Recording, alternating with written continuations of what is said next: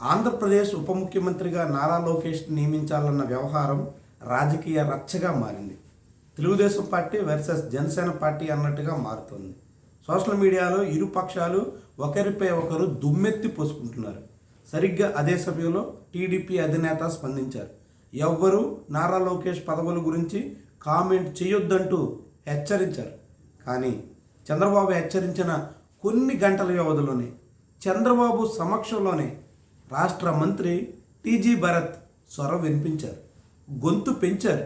ఈసారి ఆయన ఏకంగా నారా లోకేష్కి ఉప ముఖ్యమంత్రి కాదు, ఏకంగా కాబోయే ముఖ్యమంత్రి అంటూ కామెంట్ చేశారు. అది కూడా జ్యూరిక్లో దావోస్లో పెట్టుబడుల పేరుతో వెళ్ళినటువంటి పర్యటనలో భాగంగా నిర్వహించినటువంటి కార్యక్రమంలో రాష్ట్ర పరిశ్రమల శాఖ మంత్రి చేసినటువంటి కామెంట్స్ ఆసక్తికరంగా కనిపిస్తున్నాయి. అండ్ నచ్చినా నచ్చకపోయినా ఎవరికైనా ఫ్యూచర్ ఇస్ లోకేష్ గారు అండ్ కాబోయే ముఖ్యమంత్రి కూడా మన లోకేష్ గారు ఫ్యూచర్లో. అయితే ఆ తర్వాత టీజీ భరత్ని ముఖ్యమంత్రి చంద్రబాబు హెచ్చరించారంటూ పేలర్లు వదిలినప్పటికీ అది ఎంత మేరకు వాస్తవం అన్నది పక్కన పెడితే ఇప్పుడు టీజీ భరత్ నారా లోకేష్ డీసీఎం కాదు ఏకంగా సీఎం అన్నట్టుగా చేసినటువంటి కామెంట్స్ మరింత వేడి రాజేసేలా కనిపిస్తున్నాయి. వాస్తవానికి ఇప్పటి వరకు మాట్లాడినటువంటి నాయకులందరినీ ఒక్కొక్కరిని చూస్తుంటే మొదట మహాసేన రాజేష్ నుంచి మొదలైంది. ఆ తర్వాత సోమిరెడ్డి చంద్రమోహన్ రెడ్డి స్వరం పెంచారు. సోమిరెడ్డి చంద్రమోహన్ రెడ్డి మహాసేన రాజేష్తో పాటుగా ఆ తర్వాత ఒక్కొక్కరిగా నాయకులు గొంతు విప్పుతున్నట్టుగా కనిపిస్తుంది.